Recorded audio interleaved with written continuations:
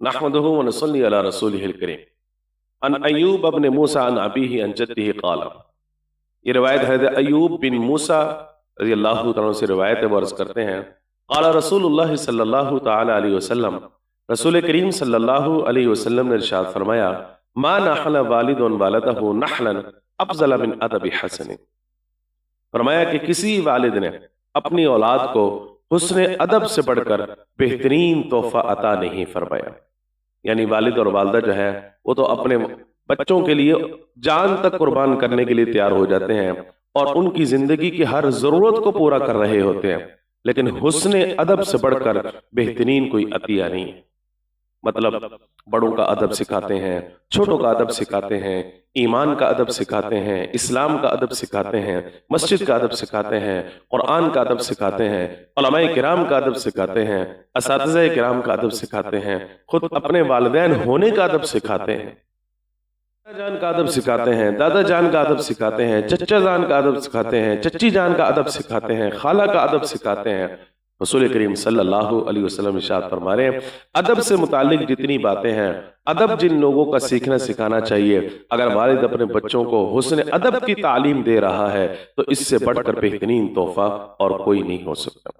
पहले बच्चों को अदब सिखाया जाता था, आज हमारे मुआशरे के अंदर अदब की तालीम नहीं है। तालीम की तालीम है, बायोकेमिस्ट्री, फिजिक्स, मैथ, इंग्लिश की तालीम है, दीगर चीज़ों की तालीम मौजूद है एजुकेशन की सूरत में, एजुकेशन सिस्टम की सूरत में, इदारों की सूरत में, लेकिन असल तालीम रसूल करीम सल्लल्लाहु अलैहि वसल्लम जिसे करार फरमा रहे हैं वो है हुस्न अदब, के बच्चे के अंदर जो है वो अदब होना चाहिए।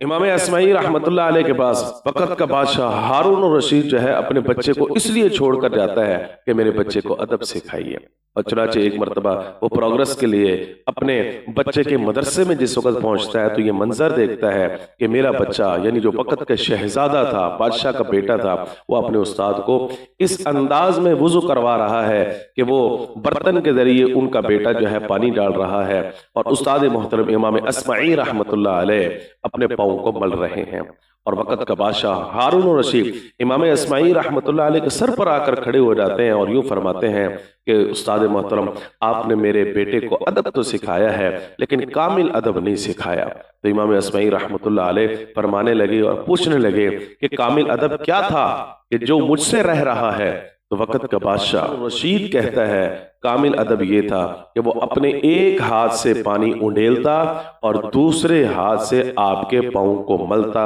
यानी अपना एक हाथ जो है वो पानी के लिए इस्तेमाल करता, उसके जरिए पानी आपके पाँव पर गिरा रहा होता, उंडेल रहा होता, और अपने ही दूसरे हाथ के जरिए आपके पाँव को मल रहा होता। दर हकीकत ये कामिल अदब था। अंदाजा लगाए ये उस वक़्त के बादशाहों की सोच है, बादशाहों की। आज इमाम आज़म हनीफा रहमतुल्लाह अलैह बैठे पढ़ा रहे हैं, अचानक कोई बच्चा आपके पास से बॉल लेने के लिए आता है, उसकी बॉल आ जाती है, वो बॉल लेने के लिए जिस वक़्त आता है तो आप उठ के खड़े हो जाते हैं। और ये 3 बार हुआ और जिस वक़्त क्लास ख़त्म हुई तो शागिर्दों ने इमाम आज़म अबू हनीफा रहमतुल्लाह अलैह से पूछ लिया कि उस्ताद मोहतरम, जब वो बच्चा आता था अपनी बॉल उठाने के लिए तो आप खड़े हो जाया करते थे, उसकी वजह क्या है? आपने इरशाद फरमाया कि वो मेरे उस्ताद का बेटा है और उस उस्ताद का बेटा सामने हो और शागिर्द बैठा हुआ हो, मैं ये समझता हूँ कि ये अदब के खिलाफ है। इमाम अहमद बिन हम्बल रहमतुल्लाह अलैह एक मरतबा पढ़ा रहे हैं, अचानक किसी शख्सियत का नाम आता है, आप टेक लगा के बैठे हुए थे तो आपने अपनी टेक हटा दी और फौरन सीधे होकर बैठे जैसे घबरा गए हो। तो शागिर्दों ने पूछा कि उस्ताद मोहतरम क्या हुआ? फरमाया जिस शख्सियत का तुमने नाम लिया है वो मेरे उस्ताद हैं, मैं मुनासिब नहीं समझता कि उस्ताद का नाम आए और हम टेक लगा के बैठे हुए हों। इमाम शाफी रहमतुल्लाह अलैह उनके बारे में आता है कि वो क्लासरूम में जिस वक्त बैठे होते थे तो अपनी किताब का पेज भी बाज़ औक़ात इस तरीके और एहतियात के साथ पलटते थे कि उससे आवाज़ पैदा ना हो। वो समझते थे कि अगर इस पेज के पलटने से भी आवाज़ पैदा हो गई तो गोया मैंने उस्ताद की बेअदबी कर दी, क्लासरूम की बेअदबी कर दी। यही वजह है कि जिन लोगों की जिंदगियां अदब आदाब सिखाते हुए गुजर गईं, आज कई साल गुजर गए हैं, जैसे किताबों के अंदर उनकी मिसालें मौजूद हैं और वो जिंदा हैं आज स्पीचेस के अंदर भी, और इसी तरीके से गुफ्तगू के अंदर भी और मिसालों के देने के अंदर भी ये लोग और ये शख्सियत आज भी जिंदा मौजूद है।